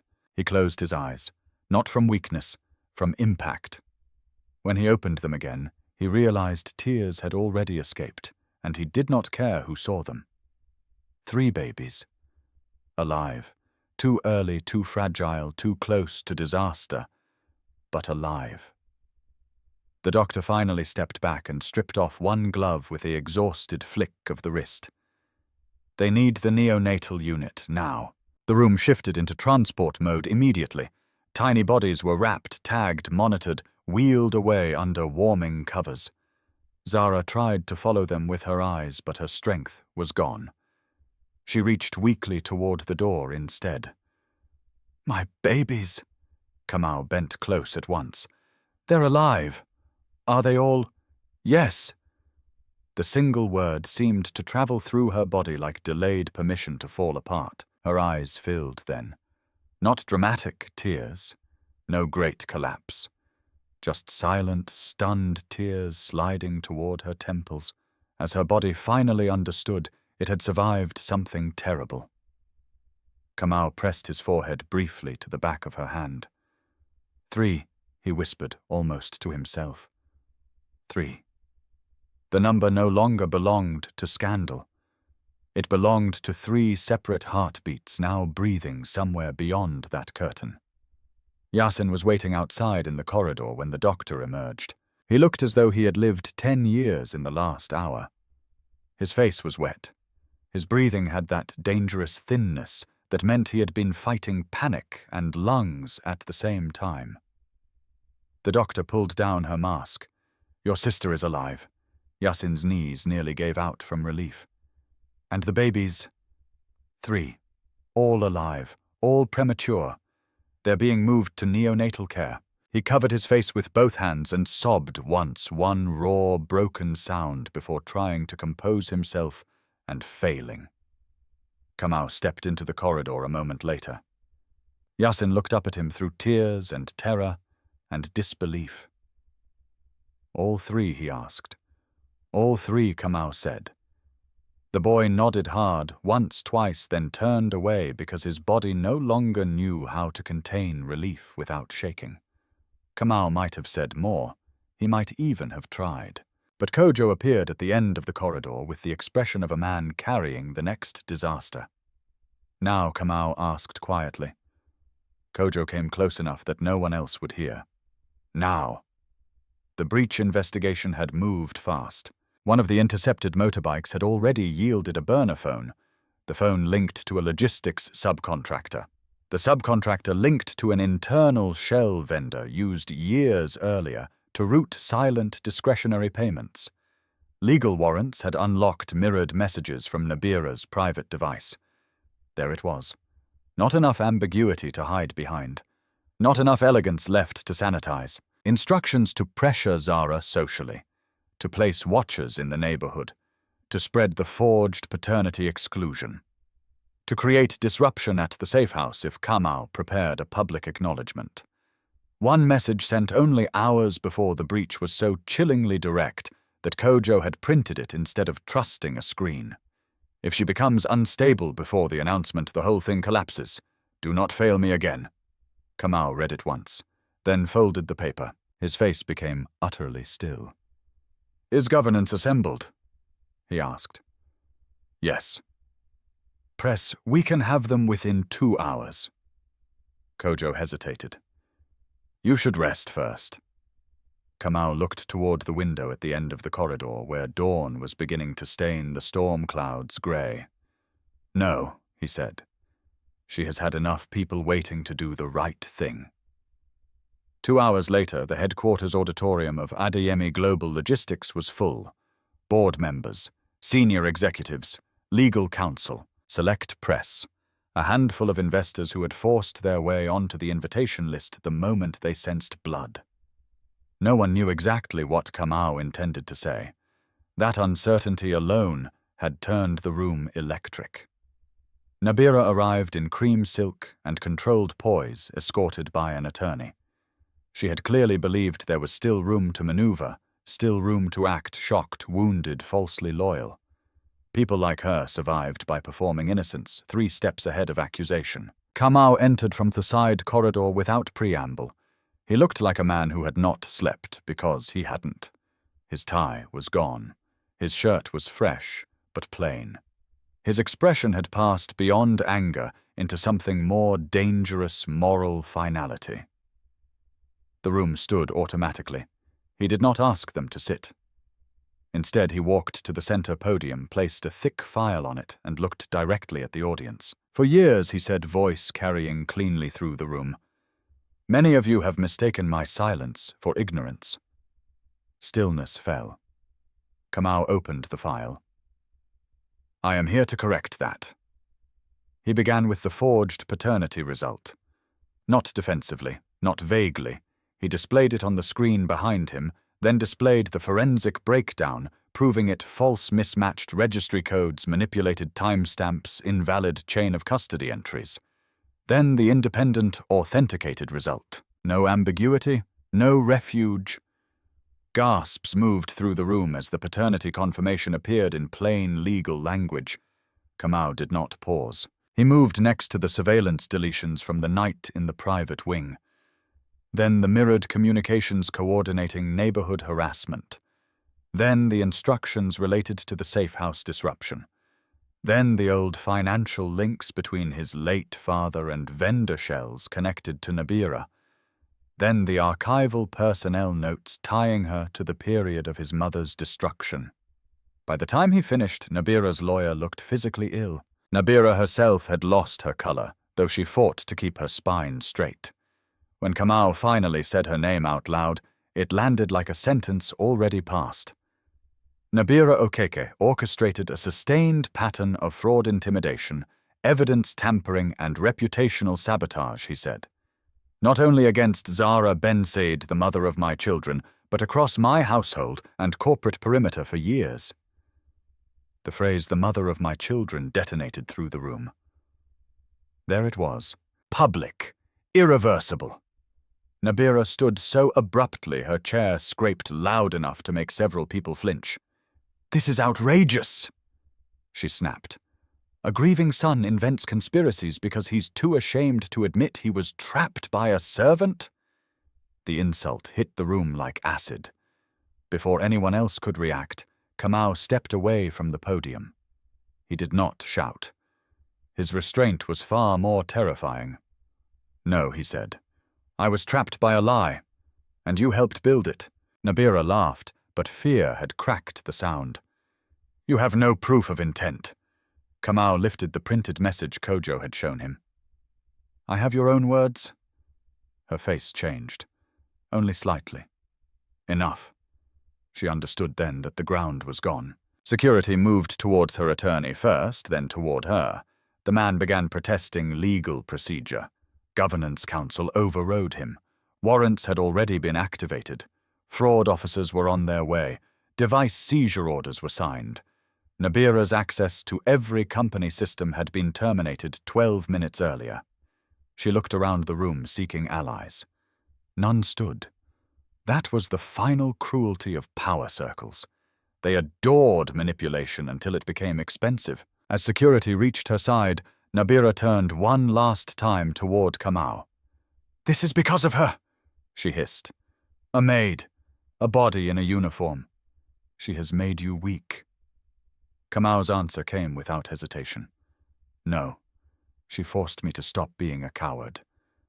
The room went dead silent. Nabira was removed. No one tried to stop it. When she was gone, Kamau returned to the podium. He looked over the executives, directors, reporters, and opportunists who had helped rumor breathe, because rumor was easier than justice. Anyone who participated in the falsification, distribution, or strategic amplification of this attack will be suspended pending investigation, he said. Anyone who believed poverty made Zahra disposable should consider this your first and final correction. A reporter lifted a hand shakily. "So will Miss Bensed make a statement?" Kamau held the silence long enough to make everyone understand the next answer mattered. "Yes," he said, "but not because she owes anyone spectacle." That afternoon Zahra did speak, not at headquarters, not beneath corporate branding, not as a prop for redemption. She spoke from a small hospital family room, beside the neonatal unit, wearing a plain robe, exhaustion beneath her eyes, and more dignity than anyone in the boardroom had deserved from her. The camera feed was simple. No glamour, no polish. She did not cry. She did not rant. She said only this: "I was called a liar because I was poor. I was called dangerous because I was vulnerable. I was told to disappear so that powerful people could stay comfortable inside their lies. I will not disappear. Not for myself alone. For my children.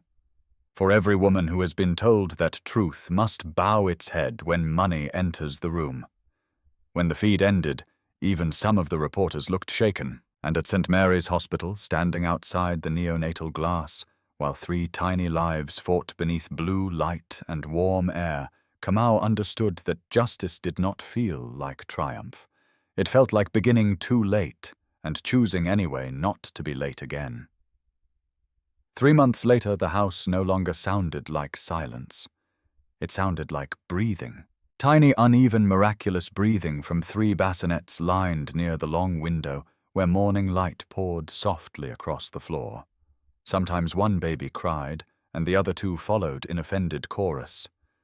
Sometimes all three slept at once, and the adults in the room moved with such reverence it felt like entering a sacred place. Sometimes the whole house seemed held together not by walls or money or memory, but by the fragile rhythm of new life refusing to apologize for how much space it needed. The press still called them miracles. Zahra did not. To her, miracles were easy words people used after other people survived pain. What she saw were 3 children who had fought to stay alive. A body that still ached in weather changes a scar of fear beneath every peaceful morning, and a future that would have to be built by choice, not sentiment. The twins. Boys were named Samir and Jabari. The girl was Amina. Kamau had not chosen any of the names. He had asked, and when Zahra answered, he had accepted each one without correction, as though learning that fatherhood began not with claiming, but with listening. That was how his change had come, not in dramatic speeches, though the public remembered those, not in revenge against Nabira, though the legal consequences had been severe, not even in the enormous charitable fund that made headlines when he announced it. His real change came in repetition. At 3 a.m, when Amina would not sleep, and he walked the nursery floor in a wrinkled shirt, speaking to her in the low voice he once used only to terrify boardrooms. At dawn, when Samir's breathing sounded wrong, and Kamau was already on the phone with the pediatric specialist before panic could fully bloom. In the quiet afternoon moments when Jabari curled his fist around one of Kamau's fingers, and the man who had once treated tenderness like poison simply sat there motionless, letting the child hold him still. The world had expected a spectacle. Instead, it got consistency. And Zahra, who had long ago learned that words could flatter while actions betrayed, watched that consistency with the careful caution of someone standing near a river after almost drowning in it. She did not hate Kamau anymore, but forgiveness was not a door that opened because sorrow knocked. It was a path rebuilt stone by stone. Kamau seemed to understand that now. He did not pressure her. He did not crowd her with apologies once he had already given them. He did not speak as though one public act of justice erased the private harm he had done. He learned the baby's medicine schedules. He learned how Yasin liked his tea. He learned which verses from Zahra's mother's old poetry calmed Amina when she fussed at night. He learned the patience of waiting outside a wound until the person inside believed it was safe to unlatch it. The house itself reflected the uneasy, healing shape of their new life. It was no longer the safe house exactly, though that was where they remained for a while after the births. Eventually, Kamau had moved them to a smaller estate on the edge of the city.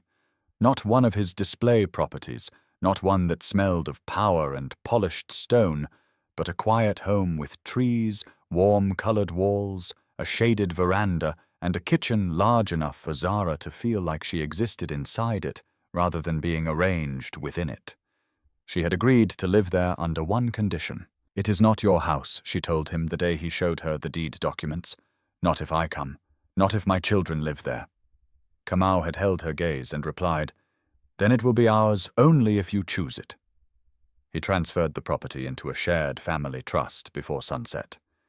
Not to impress her, because she had made it clear that security built on someone else's permission was just another elegant cage. Yasin changed too. Health returned to him slowly, stubbornly, like a child relearning trust after illness.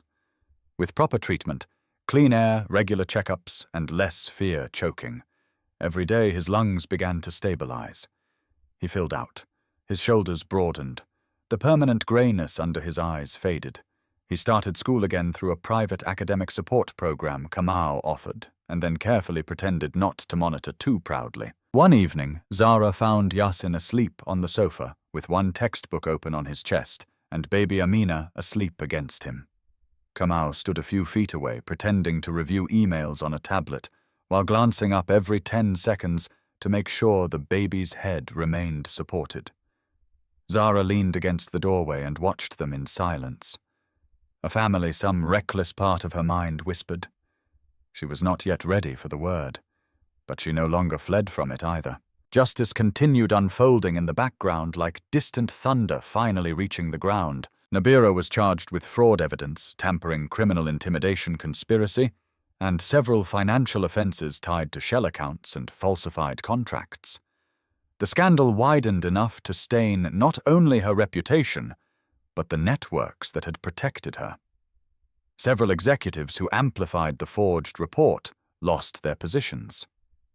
Estate staff who had taken money to participate in neighborhood harassment were dismissed and in some cases prosecuted.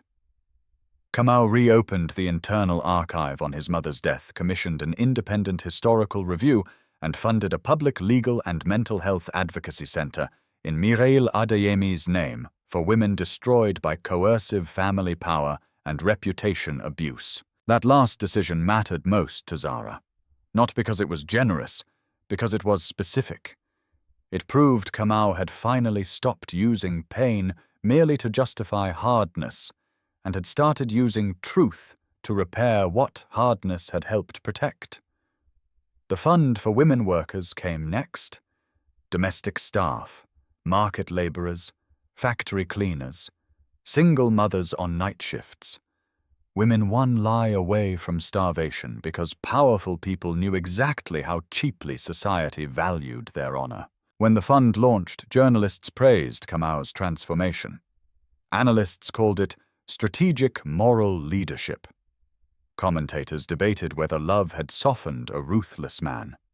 Zahra, reading those headlines while nursing Jabari under a cotton wrap, almost laughed. Love had not softened him. Truth had broken him open. Love had only taught him what to do with the pieces. Still, change did not erase difficulty. There were nights when Zahra woke sweating from dreams in which strange women shouted at her in the market while she could not reach her children. There were mornings when Kamau's silence reminded her too sharply of the coldness he once wore like skin. There were moments when a delayed phone call, a closed office door, or a sudden unreadable look on his face could send fear darting through her before reason caught up. And Kamau had his own shadows. Crowded gala rooms still tightened something in his chest. Any woman laughing too sweetly in a boardroom made old suspicion flicker before he could control it. Sometimes he would stop mid-sentence when Amina cried because the sound woke an irrational terror that the world could still take everything if he looked away too long. Healing was not beautiful. It was repetitive, humbling, slow. It was saying I am afraid instead of turning fear into cruelty. It was saying I need time instead of disappearing behind pride. It was staying. One rainy evening, long after the babies had fallen asleep, and Yasin had gone upstairs to study, Zahra found Kamau alone on the veranda. The storm was soft, not violent. Warm rain silvered the garden leaves. The city beyond the trees glowed faintly in the distance. Kamau was holding one of Mireille's old photographs. Zahra stepped closer. "You still come here when it rains?" He looked up, then back at the photograph. She used to play piano during storms. Zahra rested one hand lightly on the railing. "Do you still hear it?" "Sometimes." The answer carried no shame now, only memory. She stood beside him for a while without speaking. The silence between them had changed over the months. It no longer felt like a weapon waiting to be chosen. It felt like space two wounded people could share without demanding performance from each other. At last, Kamau said, "I never asked you the question directly." Zahra knew which question he meant. Maybe she had known for weeks. Slowly, he set the photograph down on the side table and turned fully toward her. There was no ring in his hand, no kneeling, no grand orchestration, only honesty. "I love you," he said, "and I know that loving you does not entitle me to anything. Not forgiveness, not marriage, not even hope on the days you do not have any to give back. But I need you to know that what I feel is no longer confusion, guilt, or gratitude. It is love.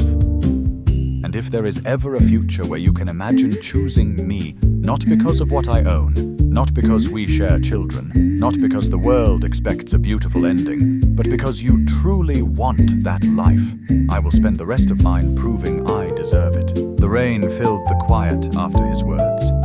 Zahra looked at him for a long time. Months ago, she would have turned away, or answered with anger sharp enough to keep herself safe, or reminded him exactly how many wounds stood between love and peace. Now she did something harder. She told the truth. "I do love you," she said softly. That is what made it all so dangerous. Kamau's face changed barely, but enough for her to see the impact. She continued before fear could stop her. "But love is not trust. Not yet. Trust is what you build every day after love survives disappointment." He nodded once. "I know. And marriage is not rescue. I will never be taken like a thing and called cherished." "I know." She studied him carefully. "Do you?" The word held no defense.